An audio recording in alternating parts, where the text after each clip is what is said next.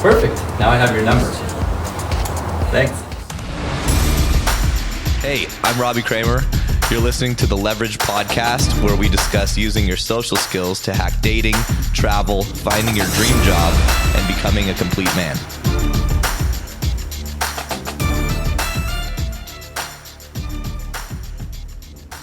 Hey everybody, welcome back. We've got a very special guest, Blake D. Bauer, who is the author of the international best-selling book, You Were Not Born to Suffer. The book's been translated into 10 languages, and I'm really excited to have Blake here to talk about all sorts of different modalities.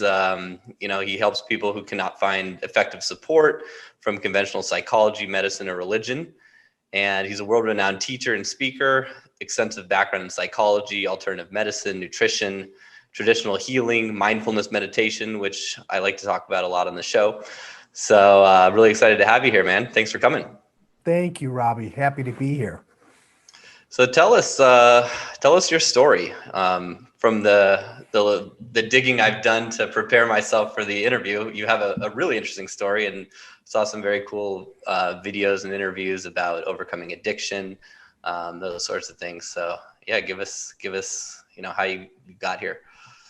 Well, that is obviously a loaded question, and I'm gonna try and keep it succinct. So if I ramble, you feel free to cut me off at any point, or ask me anything you want. But Sure. I grew up like a lot of people in a dysfunctional family around people who were not healthy, and they couldn't teach me how to be healthy.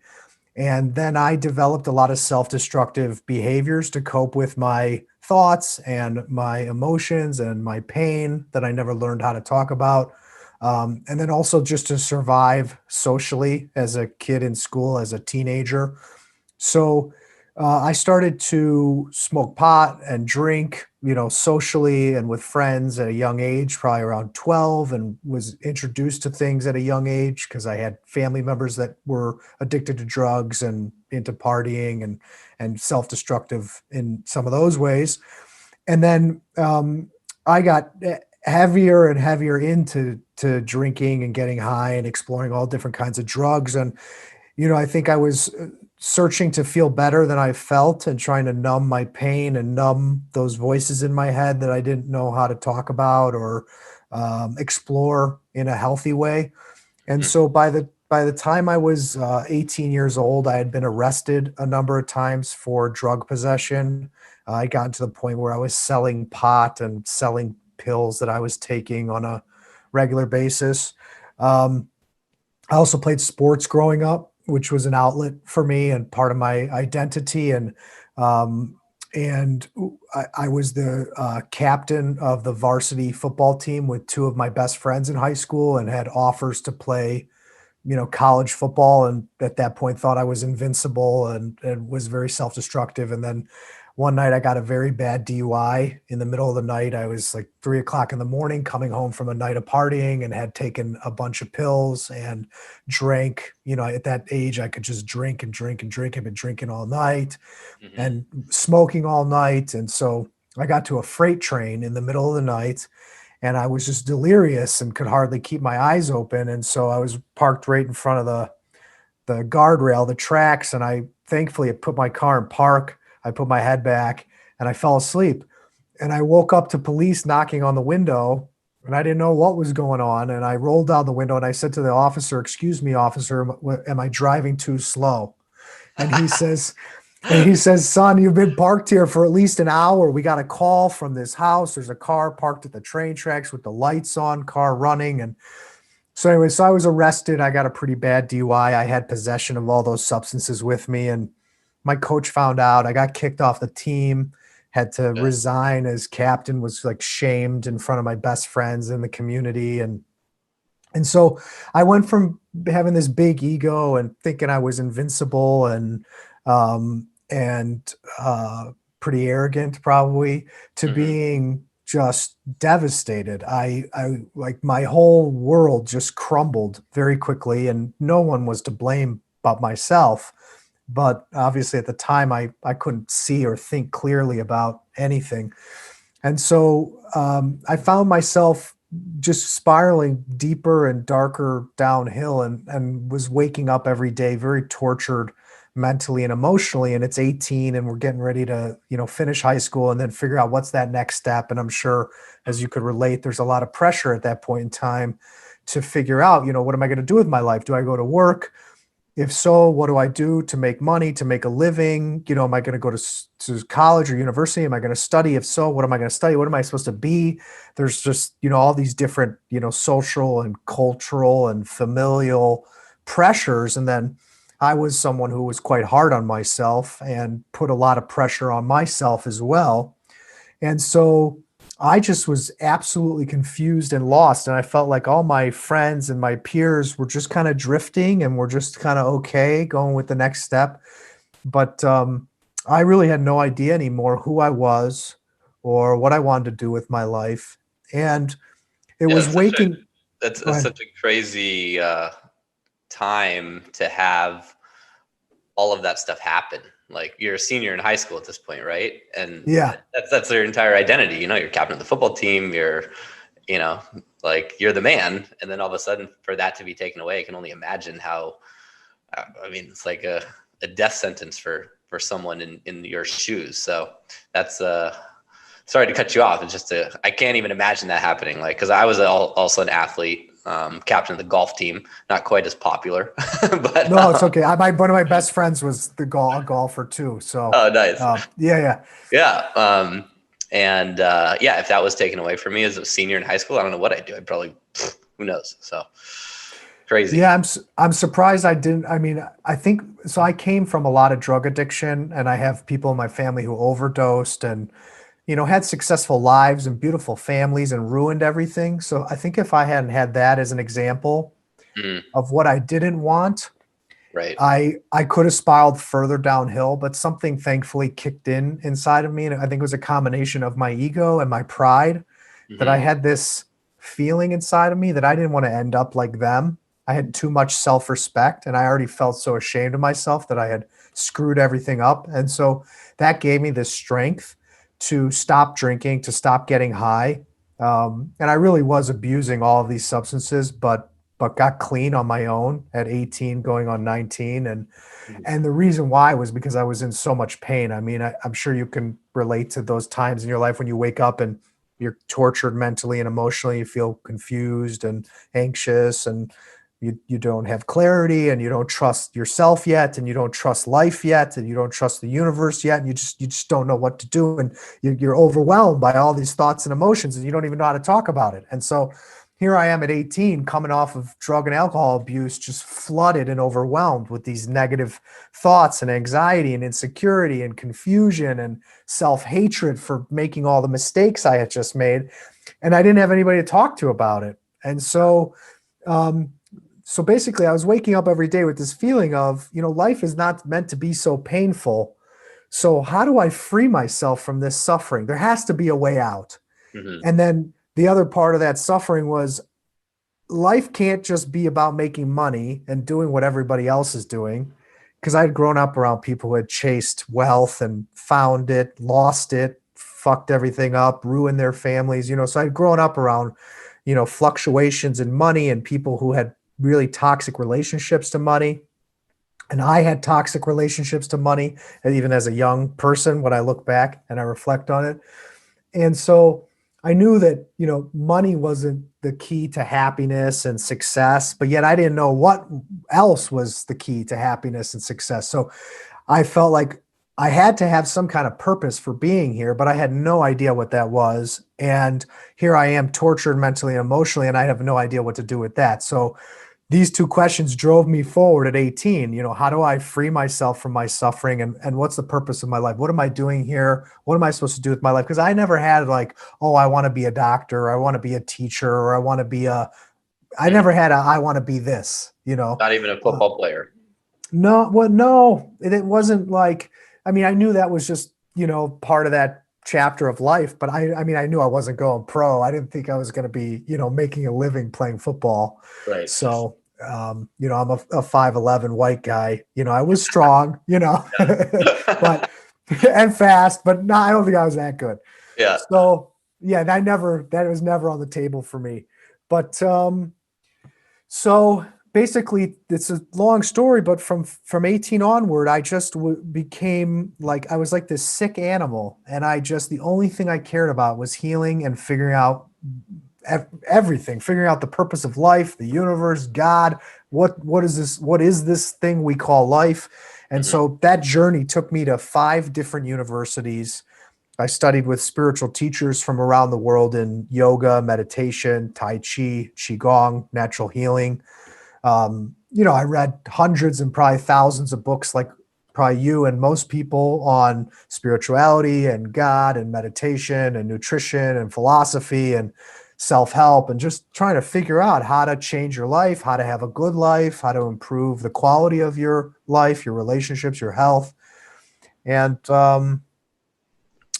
And that journey just led me to a series of realizations where I could see that my entire healing, spiritual, and personal development journey was all me learning how to love myself. Hmm.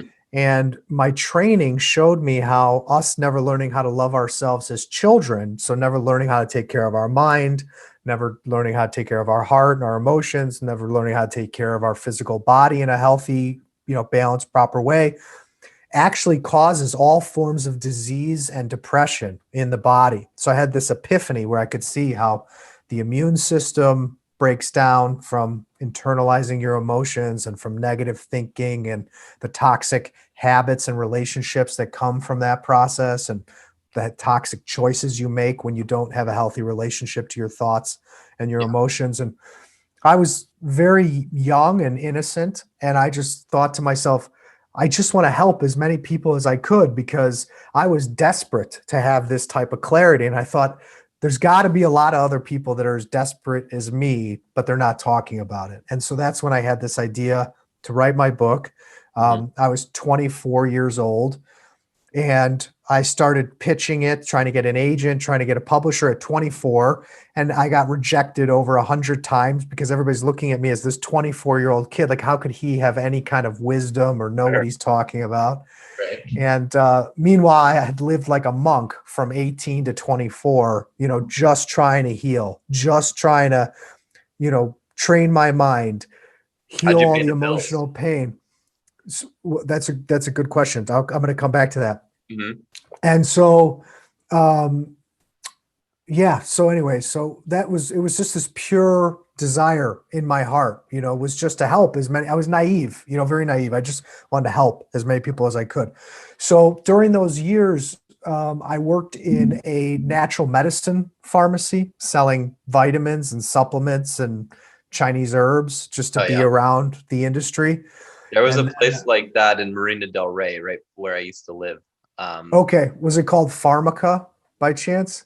No, it was like Doctor Someone's. I'm sure you've probably heard of it, but it's like a huge. People came from everywhere to check this place out for all the different sort of healing stuff they had and Oh, medicine. cool. Marina Del Rey is a very big kind of spirituality community, as you know. So yeah, Yeah, beautiful. Bennett. So yes, Yeah, so I gravitated towards a place like that because I enjoyed working with, the people who worked there were naturopaths and sure. acupuncturists, and so I learned from everybody I worked with, and then I worked for a Chinese medicine doctor. He was actually he's here in Chicago, a seventh generation master herbalist who's also an oncologist, and I just got lucky and he was looking to open an office in the area I grew up in. And so I got to manage his practice and, merge what I was studying with, paying some bills. So, I mean, I did other things during those years too, but those were the Yeah, primary things. gotcha. So, yeah. And so that desire to get this idea out there to help people to learn how to love themselves was so strong because I realized that all the mistakes I had made, all the pain I had caused myself was all because I didn't know how to love myself. I didn't know how to value myself. I didn't know how to take care of myself. I didn't know how to talk about my emotions and talk about my thoughts. And so I just wanted to help as many people as I could, Yeah, have this clarity so you don't have to stay trapped in your suffering and these situations that you create as a result because you don't know how to get out of it. totally. I mean, that's a huge problem I see with my clients. Probably a lot of listeners to the show.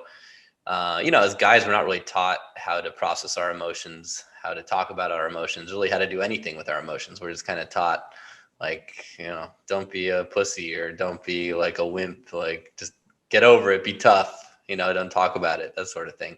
Absolutely.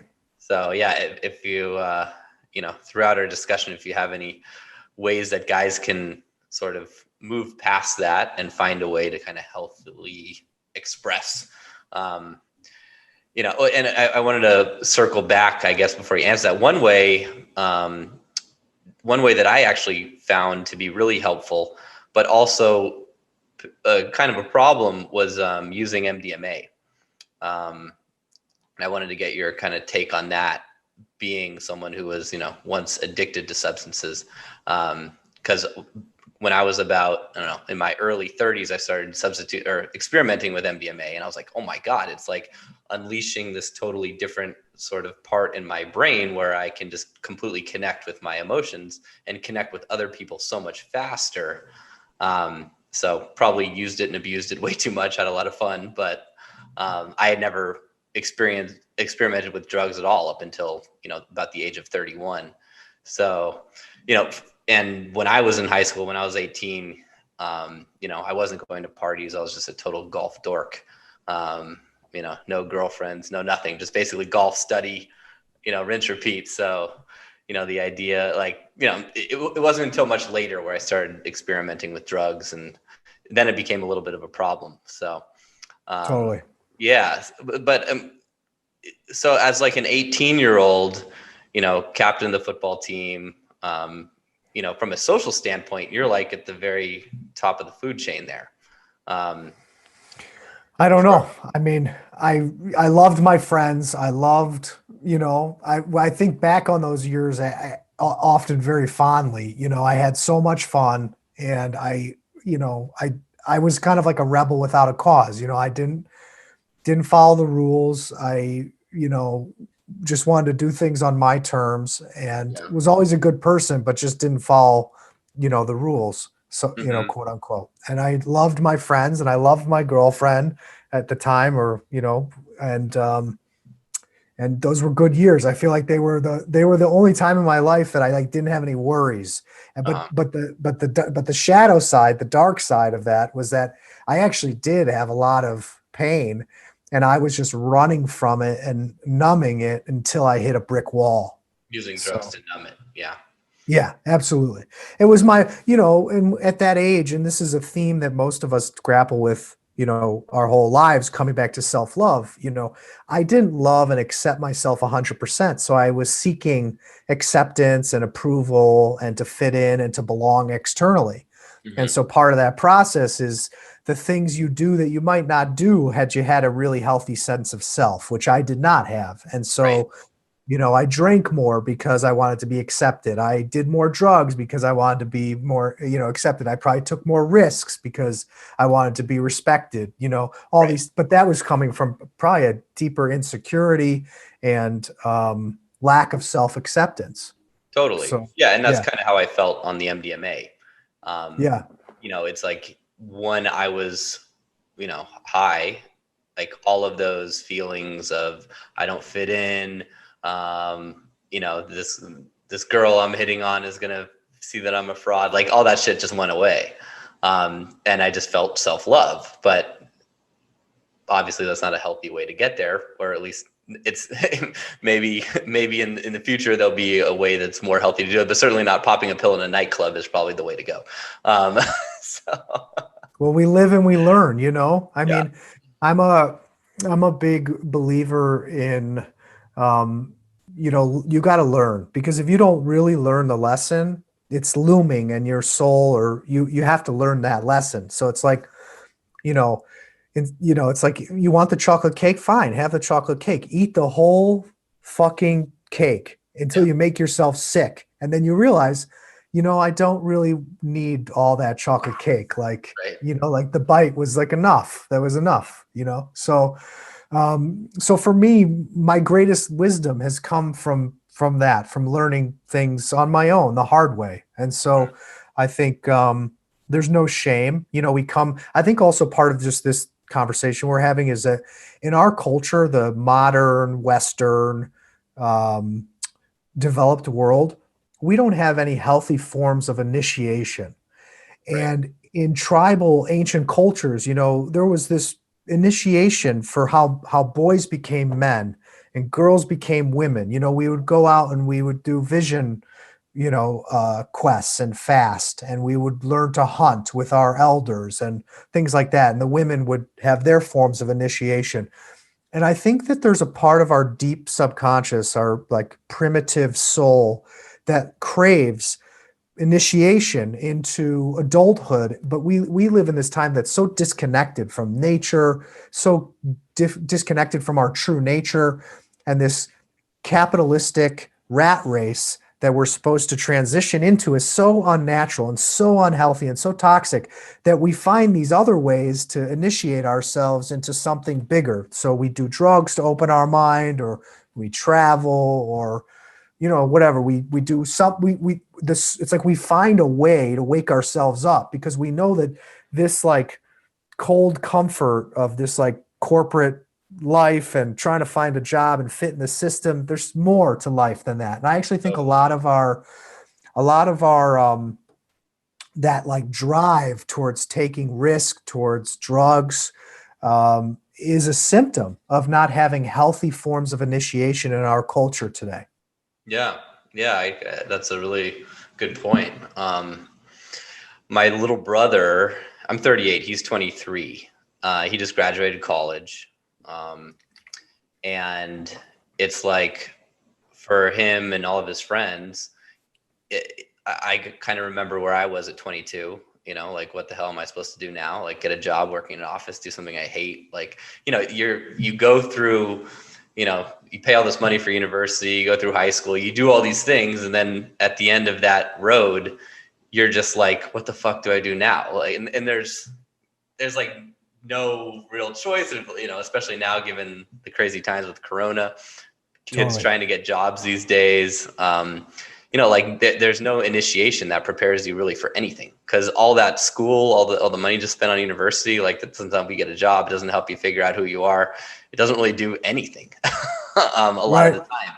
Hopefully, if you've had some cool experiences, living on your own, the people you meet, the friendships you have, maybe being in a frat or a sorority, you kind of have some of those initiation sort of things. But that's a huge missing piece, that you brought up. And I think that's why a lot of people probably turn to substances or whatever, because that's totally missing in our culture. Totally. Sure. Yeah.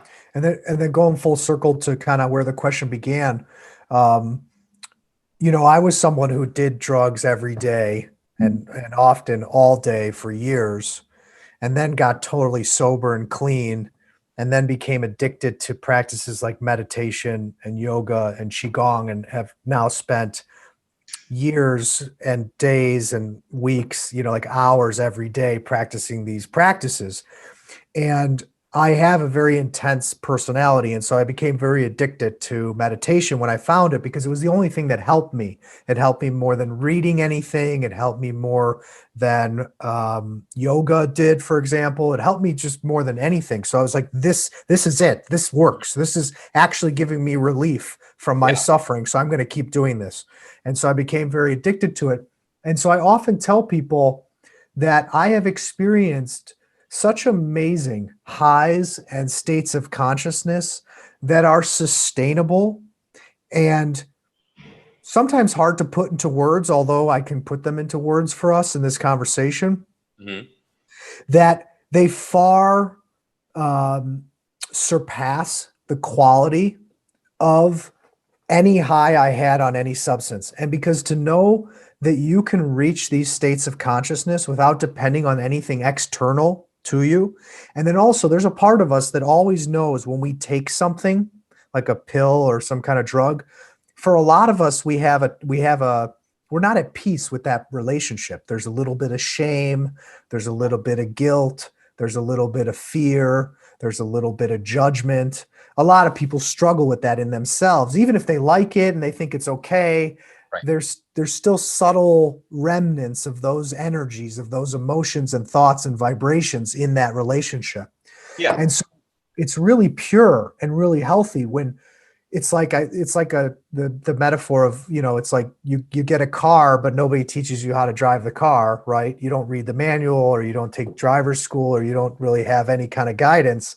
Our bodies like that. It's like there are these ways of using our being, so our thoughts, our emotion, our body, that are so powerful and so effective and so easy and so empowering, but they're not the things we learn at school. Like in my mind, we should be learning nutrition at school and meditation at school, and maybe yoga, like how to stretch and really take care of our body in an unaggressive.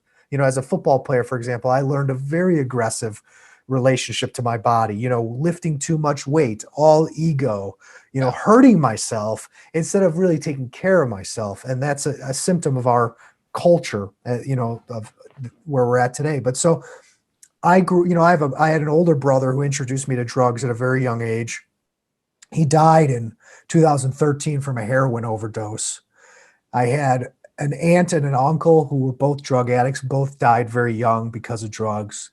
I have my biological father has struggled with drug addiction his whole life. So you're talking to someone who I don't judge, because I come from it. I did it. I've seen it all. And so that's part of the efficacy of my work, is people can tell I don't judge, but I'm going to tell you how it is. I'm not going to beat around the bush. It's like, you're probably numbing out. You're probably not taking responsibility for your feelings and your thoughts. And this is an excuse. It's a Band-Aid. It's a pastime. You're delaying, avoiding what you really need to get to. And I think one of the things is we're avoiding our purpose, right? Because that deep sense of purpose for understanding like who we are, why we're here. And when you get to that part of yourself, your vibration, your energy rises, and you get stronger and stronger and stronger. And so you don't want to take anything that's going to bring your vibration down. And so often we think, the drug or the substance brings our vibration up, but that's not true. It's very temporary. It's just chemical. But when you start eating healthy and you start exercising, you start meditating, you start training your mind, and you start feeling good, and you have felt like shit, you're not going to want anything to take that away from you anymore. It's like you eat the fried, buffalo chicken wings or the pizza, and you're like, it was good, but is it worth the suffering afterwards? Is it worth it? It's that short term, exactly, like high, but then it's the long term. And that's exactly how I felt after a few years being in the party scene, doing too much coke, too much Molly. And I felt just kind of drained after. Almost exactly as you describe it. And it was kind of around that time I started meditating as well. But I was never able to get to those levels of consciousness that ever sort of, equaled or surpassed the feeling that I would get on drugs.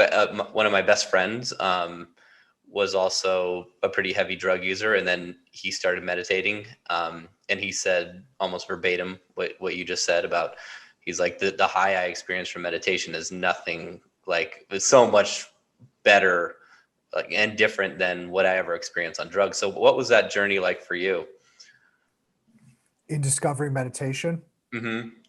Well, ultimately a blessing. Meditation saved my life, because there were a lot of times where I struggled with suicidal thoughts, and I didn't even want to be here because my psychological and emotional pain was so intense. So meditation really saved my life. So it was so empowering so the meditation I teach comes from what the Buddha taught. And it's really the foundation for any type of meditation, specifically like Zen, mindfulness, the things that have become really popular. And what you do is you sit there with your eyes closed and you focus on your breathing and your body. And whenever you start to think about anything or anyone, or have a conversation with yourself, the voices in your head, you say the word thinking. And when you say the word thinking, you're just objectively labeling the fact that you were thinking about whatever. And then that's your cue to bring your attention back to your breathing and back to your body. So eventually you realize, oh, I'm thinking about the future. I'm thinking about the past. I'm analyzing this situation. I'm having a conversation with myself. I'm fantasizing. I'm worrying, whatever it is. Then you just say thinking, and you come back to your breathing, and you come back to your body. So you practice that over and over and over again. It's just like building your biceps, Yeah. or, you build this muscle, you cultivate your capacity to choose to bring your attention back to your breathing and back to your body and not be the victim of your thoughts. So that's how you basically start to take your power back. You take the reins back from a mind that's not disciplined, that a mind that is reactive and all over the place and typically quite confused. And then also, obviously, part of that journey is a lot of people say, oh, I can't meditate, or I'm a bad meditator. And that's also just the opposite of self-love or self-kindness. It's self-criticism and self-judgment, which is, again, what I've been talking about as the root cause of all of our problems. So eventually you treat the narrative of I can't meditate, or I'm bad at it, or comparing yourself and saying, oh, other people do it better. And you just say thinking. And so you Right. treat that just like a thought. And you come back to your breathing, and you come back to your body. And over time, you just do drop deeper and deeper and deeper into the deeper levels of consciousness inside of us. And part of the reason why people don't have as good of experiences is because the instruction is not that great. So sometimes it is really like who you learn it from or where you learn it, because not all meditation is created equal. Not every teacher is as effective. Doesn't matter what they say or think. And someone could be amazing for your friend, but you might not resonate with them, Yeah. And so, Oh, I was going to ask you, what was your practice like? How often would you practice? How long typically? What was the progression of time? Because for me, I started with, I used a couple different apps, Headspace, Waking Up. And I right. consistently meditated for almost 2 years.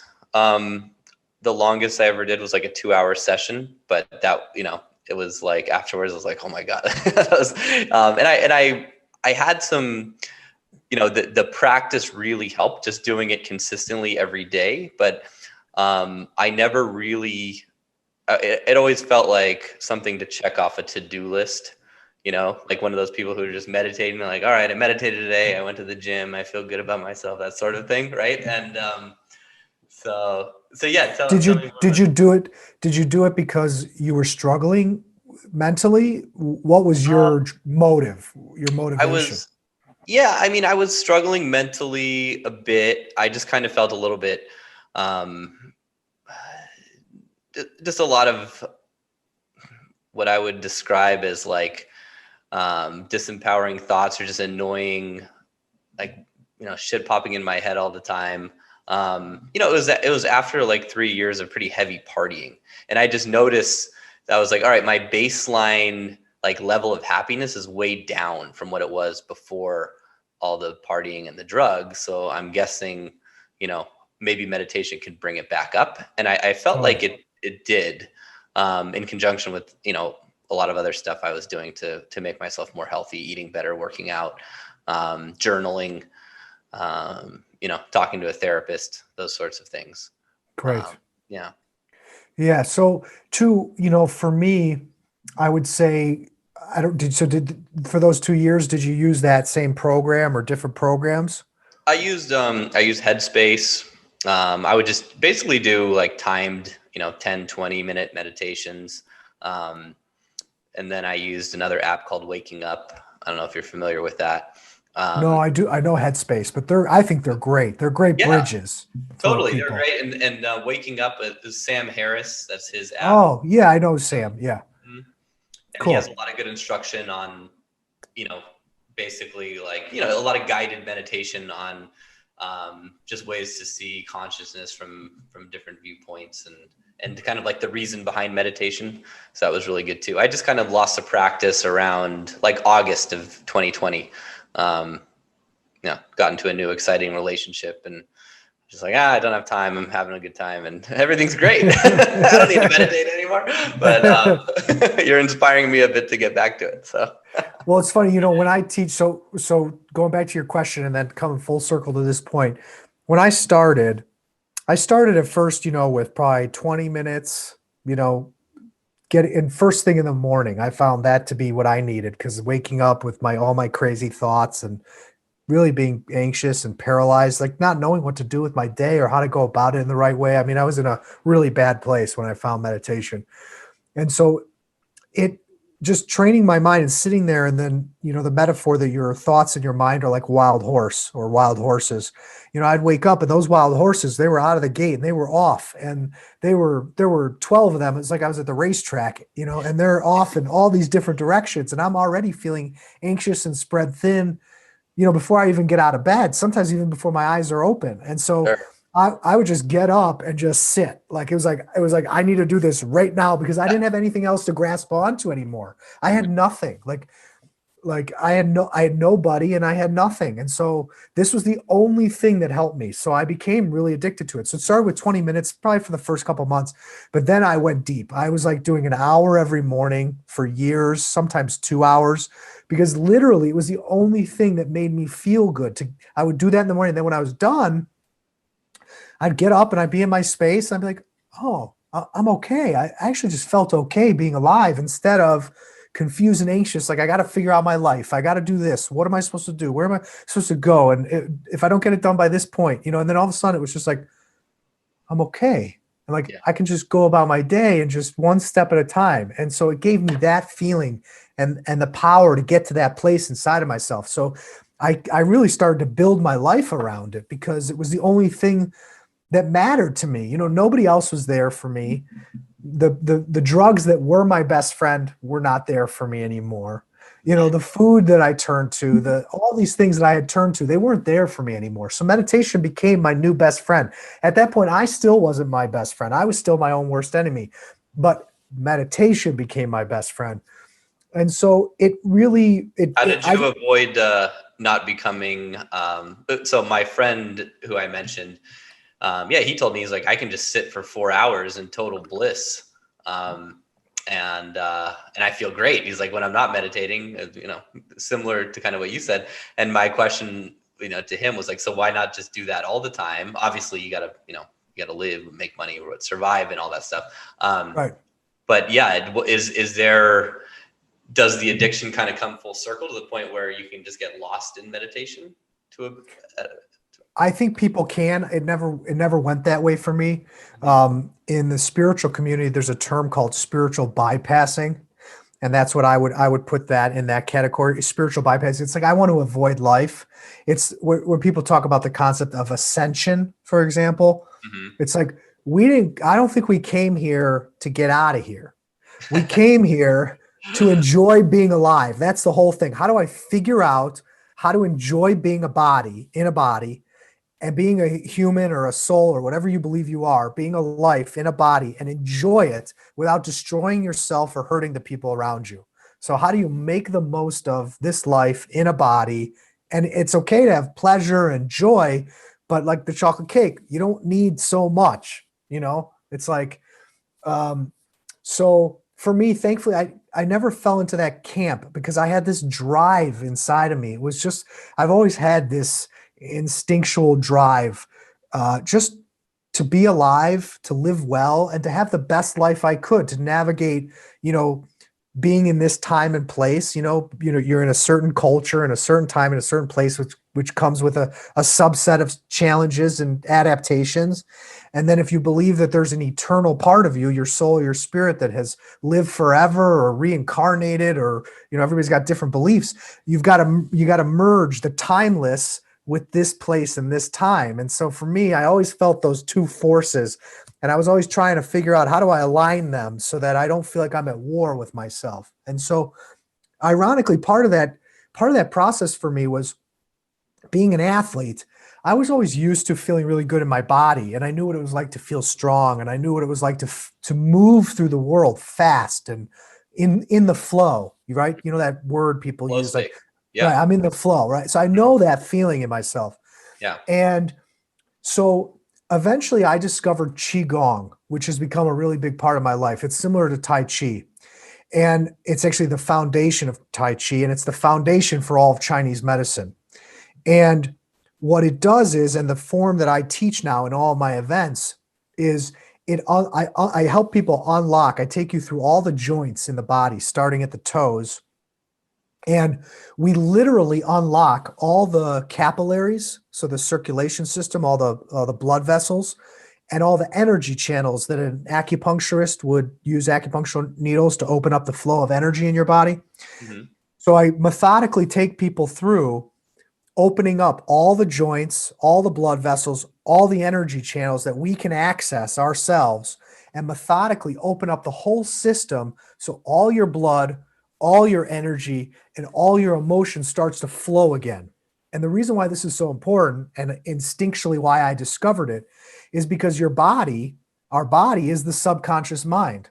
So all that pain, all the guilt, all the shame, all the fear, all the insecurity, all your secrets, right? It's all stored inside of our bodies. All the stuff we didn't get out, where did it go? Well, it's in your legs and it's in your torso. It's in Right. your cells throughout your whole body. The issues are in the tissues, right? Exactly. So that's why in yoga was always preparation for meditation. You prepare the body to be able to sit in meditation so that your blood and your energy can flow properly while you're sitting. So qigong was a very similar practice in the Orient that prepared the body to open up the flow of energy, to open up the flow of blood so that everything inside of you was flowing freely. So I became really addicted to qigong, and that became this complementary relationship with my meditation practice, which is part of what I teach people, because you want to be able to sit in stillness, but we all want to, and I wanted to bring that stillness into my life. So for me, the bridge was to have a moving meditation, a moving form of meditation, so that I became that mindful with my body and my movement in the world when I wasn't sitting on a cushion or on a chair doing meditation. So now that became kind of my resting state of consciousness. So when I'm sitting here, I'm totally aware of my breath. I'm aware of my body. I'm aware of my surroundings.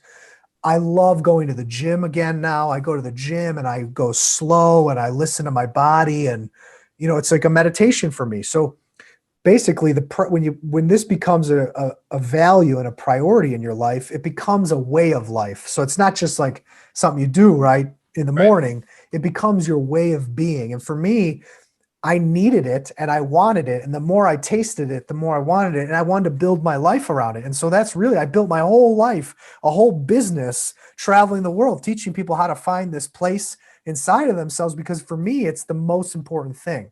Mm-hmm. So that's kind of how it progressed. But the physical side, the moving meditation was very important for me. So I don't know if that's qigong. Qigong. Mm-hmm. Qigong. Yeah, I've heard of qigong and tai chi, and I've seen it demonstrated a few times, but never really understood, the workings of it. It's kind of like a buzzword, basically. But yeah, I'm curious how it ties into meditation and yoga, and obviously it's cool as your former football player, how that ties in as well, because usually associate that sort of thing with like a certain archetype, and it's not going to be a football player. So it's cool to see that bridge there. Totally. Yeah. But what's ironic is that elite athletes right now, they learn meditation and yoga because it does increase your performance. And so, For sure. So my recommendation across the board is, again, it's just like everything. Not all forms of Qigong, for example, are created equal, and not all teachers teach a very effective form, because there's all these fancy movements and fancy forms, and people get real caught up in how fancy it is, and that doesn't mean it's effective. Okay. And so, but as a blanket statement, when you're doing these types of practice, the slower and the gentler, the better. So like for example, I prefer yin yoga. So you can take your time and go slow. And if you're in a class, you're not like anxious trying to keep up with everybody and keep up with the teacher, because that defeats the purpose. Yeah, you want to go slow. I'm doing yoga. Right. I go to all these yoga classes, and this is like, everyone's laughing at me. I'm like, I can, it's like. So yin yoga. If you need a class, look for yin, because that's slow and gentle. So in this space, less is more. And like the Tao is saying that water wears away rock. Mhm. It's that gentle movement where your consciousness, your awareness is in the part of the body that you're moving, that actually opens up the stuck flow of energy, that opens up the stuck flow of blood. But if you don't have enough time and space to be in that state of consciousness, it can be counterproductive, actually. Mhm.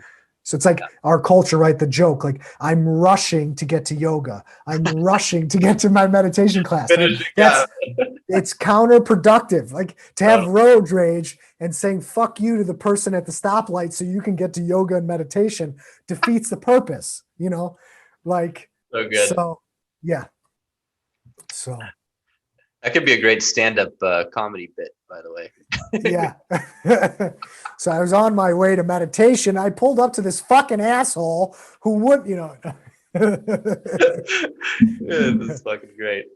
Totally. I mean, that's yeah. And then you hear people talking about, you hear like, oh, people like, oh, you need to do more meditation, or you need to do, the silly, ridiculous kind of shaming in some of these spiritual elite communities. You see it a lot in Tulum. I'm sure. Yeah, oh, don't, if you're listening, don't buy into any of that. And I think, the metaphor I love is meditation is a raft. Mhm. It's not the destination, right? What is the destination, right? Where do we want to get to? We want to get to life in the present moment, and we want to be at peace, and we Mhm. want to feel good, and we want to feel inspired. We want to feel healthy. And so meditation is the raft. You don't want to be stuck on the raft in the ocean forever, right? Right. You want to get somewhere. So where are we trying to get? Well, ultimately, it's to that place where you feel good about yourself and your life, and you're kind, and you're of benefit to the people around you.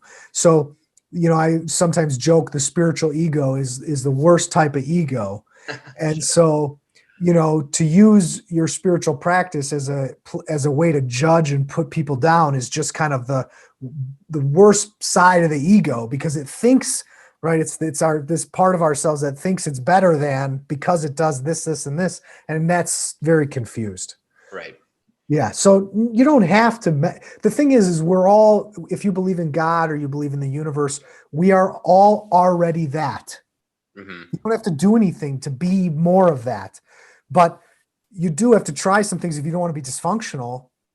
Sure. And you don't want to have, because I think most human beings have a very sick mind, and if you Mhm. want to make your sick mind a healthy mind, you need to work on it. And one other koan that came to mind as we were talking with about the drugs earlier is, I love this koan. When I teach with people and I talk with people, I always say, we use words to describe our true nature, who we really are, our essence. To me, some of the most accurate words are energy, right? We could say our soul, our spirit, who we really are, or even just this life inside of us is energy, because that's a scientific fact, right? It's atoms vibrating at a certain frequency. And some people think that those atoms have consciousness, right? We have conscious awareness. So you could say we're consciousness. So we're energy, we're consciousness. And kind of like you described with your situation now in your relationship, I think that one word that comes really close to who we are is that I think we are pure love. I think that that's one word, like love and pure love, that's our essence. I think a lot of, when I'm with a group of people and I say, when do you feel the most like yourself? And a lot of people agree that when their heart is open and they're giving and receiving love with a partner or family or friends, and there's no fear, there's no inhibition, they feel the most like themselves. Does that resonate with you? Totally. Yeah. And so I think that points to who and what we really are, our essence, our true self. Yeah. So then I like to say, how could love, if your true nature is love, how could love not love itself?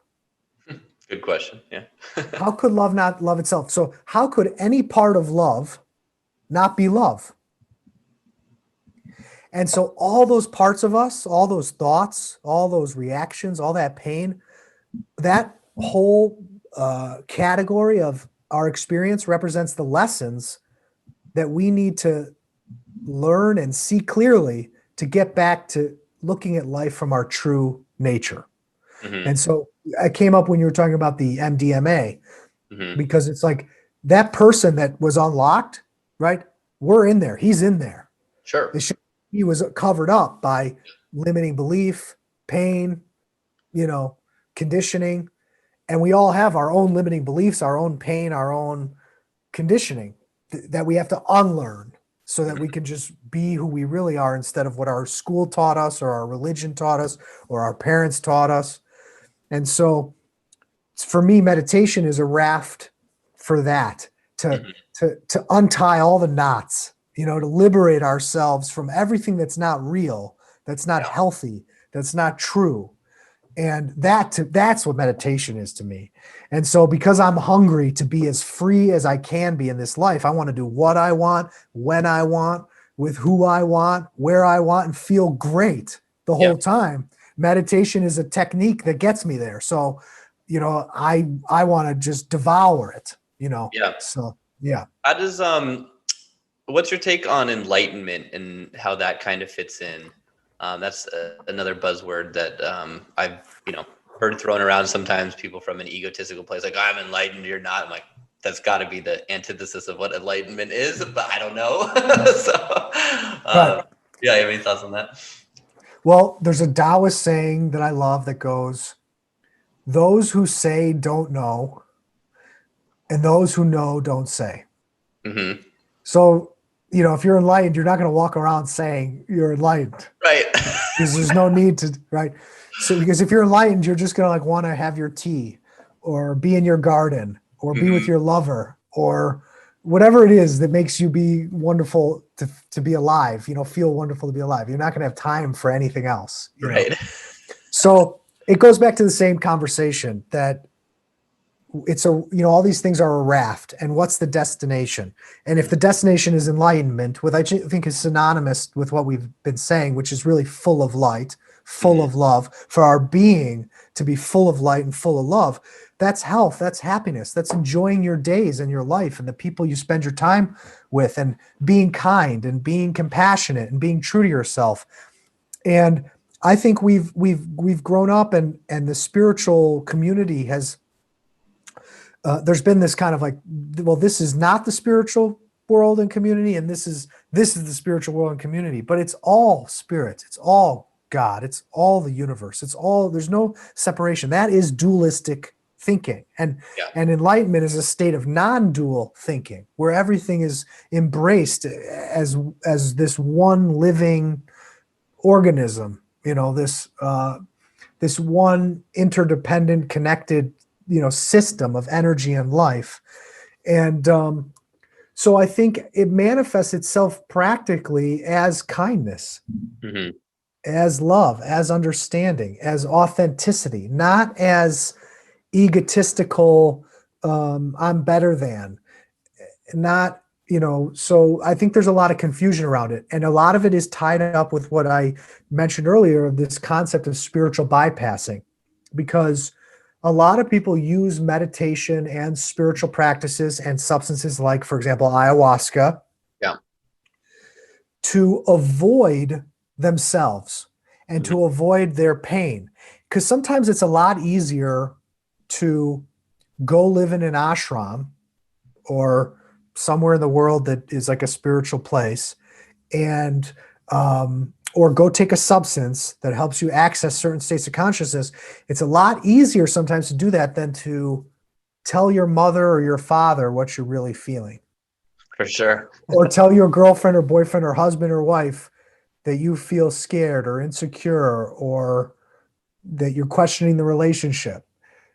So those are the biggest leaps of faith in our life, is saying I feel hurt, or I feel confused, or I don't know what I want anymore, or I love you, I have feelings for you. Like those true expressions of your most vulnerable heart and soul is the hardest thing to do, but one of the signs of enlightenment is that type of vulnerability and honesty, and then kindness and integrity, the virtues that someone would embody, like I think kindness, integrity, compassion, non-reactivity, so peace. Mm-hmm. So it's easy to make enlightenment this concept that I can just like go, if I meditate for long enough, or I take this yoga teacher training, or I take this meditation teacher training, or, Right. Do enough ayahuasca. right. Or Amma puts her head on, hugs me, or the Dalai Lama puts his hand on me, or whatever, that all of a sudden I won't have to deal with all the shit that comes with being human. Right. Well, guess what? There's no escaping it. That's why the Buddha said life is suffering, because that's one part of being human, is the suffering we have to deal with. Our suffering and the suffering of loved ones, the suffering of being in a body, of aging, of dying, of regret, of learning the hard way. So to me, enlightenment is not running from it, but how do I meet this head on, face life head on, and make the most of it, given that, all these things are true and they're hard to juggle, but how do I do this in the most authentic, loving, kind way possible, so that when I go to bed at night and then I wake up in the morning, I look at myself in the mirror, that I respect myself. I think for me, like, success and enlightenment, a lot of it comes down to self-respect. Totally, do you respect yourself for who you are, how you are, deep in you, that's between you and the universe. Totally. And only you know that, right? Yeah. People listening, we know. And even if we don't, we spend the whole day running from it. There's Right. that 1 second where you have that honest acknowledgement with yourself in the day. Mhm. And that's the point. That's where enlightenment is real or not, Yeah. Yeah, that's a really great way to say it, for sure. Because you can't hide from that truth. It's just there, No. And you could have, and I've gone through this in myself. You could have millions of followers. You could be a guru, you could be a saint, but that doesn't mean that deep in the depths of your mind and your heart and your soul that you're 100% at peace with yourself. You might have built up a huge thing, for some reason. You might be a very powerful, special soul, but that doesn't mean that deep in your heart and soul, you have made total peace with everything. And so that's enlightenment. It has nothing to do with anybody else. It has nothing to do with me saying I'm enlightened, or even you thinking I'm enlightened. It has nothing to do with that. Right. Yeah. Yeah. You see it all the time with, you see these guys that get incredibly successful in their field, whether it's finance, like a guy like Bernie Madoff, he was insanely wealthy and successful, before he got into the whole pyramid scheme thing. And it's just like, have to have more, seeking this, being, I don't know, this climbing this mountain you're never going to get up, and then gambling and losing everything because of it. So yeah, it's kind of like, having the ability to know when you become totally addicted to it, I guess.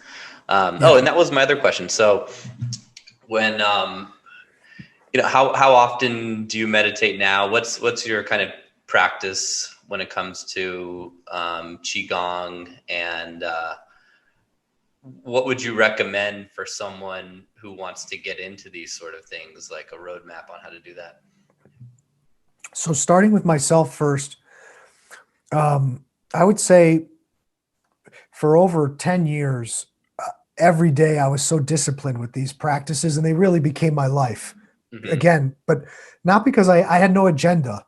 All I wanted to do was feel good. So I just did what felt good. So I did these things. I went to work. I did these things. I studied. That's all I wanted to do, because nothing else felt good to me, Right. And so for many years, they were my everything. And what happened through that process was that I reconditioned my nervous system, and I rewired my brain through training my mind in this way, through using my body in this way.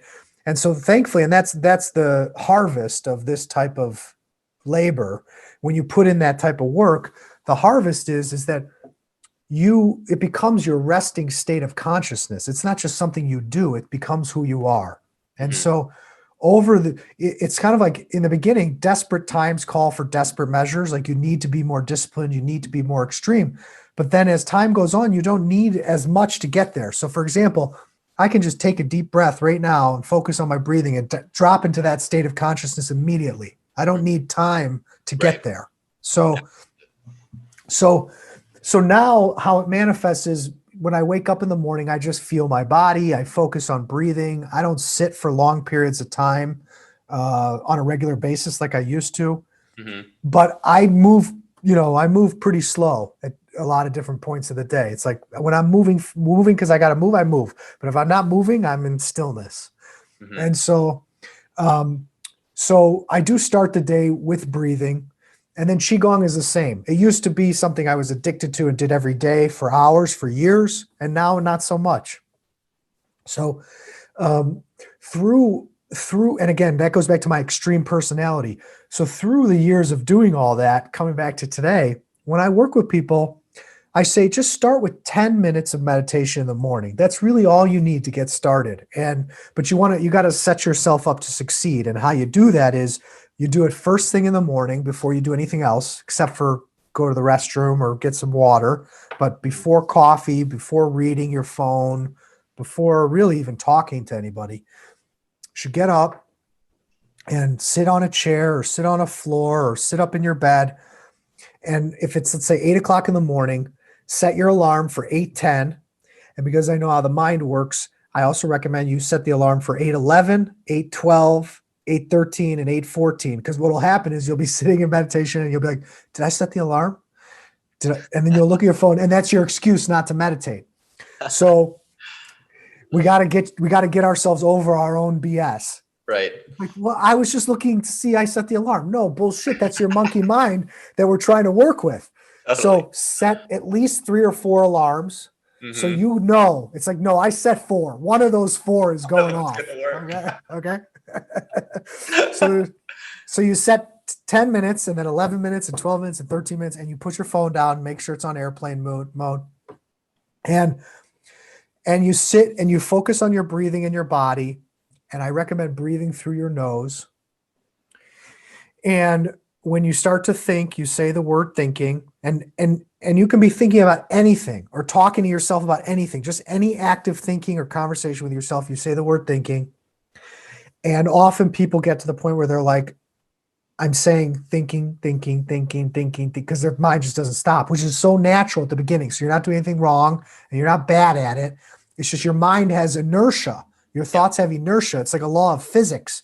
And the way energy flows in your head has inertia. So you need to, it takes time. It's like you throw a ball. It's going to take time to slow down. So at first you're going to be thinking. And you don't need to say thinking literally every second. You can just say thinking, take some deep breaths, notice that your mind is powerful and that it wants to keep going in a certain direction. Then say thinking, come back to your breathing, come back to your body.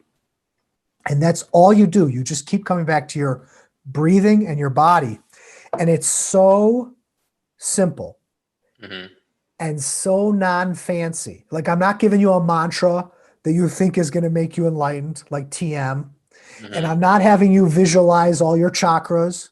And I'm not having you visualize Buddha or Jesus or Mother Mary or whatever other deity or teacher you like. And the reason, and I'm not having you listen to music, and this is all really important, because nothing can ever substitute for training your mind at the core of your mind. And this is how you start to do it. And music, visualizations, a mantra is all one layer above this deep layer of actually training your mind at the core of your mind, where your thoughts actually bubble out of nothing. They come from your consciousness and they bubble out of nothing, or your subconscious and they bubble up. You have to get familiar with that source, where the thought begins, where it takes shape, where it goes to the future, where it goes to fear, where it goes to fantasy, instead of just being with your breath and your body. And nothing can or will ever substitute for it. So it's the most difficult, it's the simplest, the most difficult, but the most powerful. And so for people listening, just 10 minutes is all you need, just every day, 10 minutes in the morning. And you can do more if you want to, but 10 minutes is enough. And then the other thing that this does is, I'm sure a lot of people listening, and I'm sure you're familiar with The Secret and the idea that your thoughts create your reality. Well, they do. So the thoughts you think when you wake up in the morning go out energetically like dominoes, and they set in motion your day. So when you wake up in the morning and you don't do anything for your mind and your thoughts are all over the place and you're scattered and you're anxious and you're thinking about a million different things, even if you think you're okay, well, guess what? You're going to live the day chasing those thoughts. You're going to be all over the place chasing those 10,000 things that were just flowing through your consciousness. Whereas if you do this for 10 minutes, you're going to start with this really clear blank slate. And it's going to be like, what do I really want? What do I really want to focus on? What do I really need or want to give my attention to? And then you become much more deliberate, focused, and effective at whatever you're doing, because you're doing what you're doing with all of your being instead of just a fraction of your energy. Yeah. And so that's the other thing, is this gives you the power to create and shape your reality much more than anything else. So that's kind of like, you know, the Joseph Campbell quote, "The cave you fear holds the treasure you seek." So if you're afraid of facing yourself and really looking at your mind and being with yourself, well, the treasure you're missing out on is not just the peace, not just the feeling good, but also the power. It's like a superpower that we all have to literally imagine, create, and shape our lives exactly how we want. But if we are the victim of our thoughts and don't do this and just run through the day tortured by our mind or controlled by our mind instead of taking our reins back, we'll never realize how much power we have to create something that feels good, that we want, instead of just thinking, oh, life just brings me X, Y, and Z, instead of realizing that I'm actually attracting and creating X, Y, and Z because that's what I'm giving my attention to, or I'm not sticking up for myself, or I'm not following my heart, or I'm letting my fear stop me, all because we're not aware of this subtle dynamic because we're not looking at it first thing in the morning. Yeah. Yeah. I mean, shit, if everyone were to do that and take those 10 minutes before doing everything else, the world would be a much different place. And so much better. My God. Yeah. Because exactly as you described, you know, you wake up and those dominoes go out. I like that metaphor. And yeah, you're just off to the races. And you get a bad text, you know, first thing you look at your phone, you see some annoying text come in, and it just kind of sets the tone for the rest of the day. Exactly. So, yeah. Or the news, or right, or your emails, right, whatever it is that. And the whole thing is there's no excuse for not taking 10 minutes. There just isn't. And I've worked with, that's why I focus on this, because there's just no excuse. The only excuse is your own bullshit. So you got to, it's like, you want to, not you, I'm saying in general, anybody, you want to keep making excuses. Well, guess what? It's your fucking life. It's going to suck if you keep making excuses. 10 minutes, stop making excuses. And so I work with a lot of parents too. So I'll say, go lock yourself in the bathroom if you have to. Lock yourself in the bathroom. Get earplugs. Mm-hmm. Just go in the bathroom with a blanket, sit on the toilet, sit on the floor with a blanket or cushion, put on earplugs, and take 10 minutes. Yeah. So it's like, that's right. That's the only valid, oh, my kids, my partner. Yeah, I get it. But take 10 minutes. Just go in the bathroom. 10 minutes. That's it. 10 minutes. Yeah, man, it's really, really good, applicable advice. And that's why we book a flight to India, because we think I can't take 10 minutes in the bathroom. So I got to go to India. Right. And I got to go to the ashram, and I got to, right. That's what the Eat, Pray, Love. That's what Elizabeth Gilbert did. And that's why so many people resonated with it. Totally. But she didn't know how to take 10 minutes probably in the bathroom. 10 minutes. Yeah. Dude, it's been so awesome having you on. How can people find more, learn about your work, get your book, all that stuff? Well, I think the most helpful thing is on Amazon. Mm-hmm. You Were Not Born to Suffer. It's in every format, and that's the most helpful thing. And it's, sometimes, people feel like getting help is too expensive, but that's also an excuse.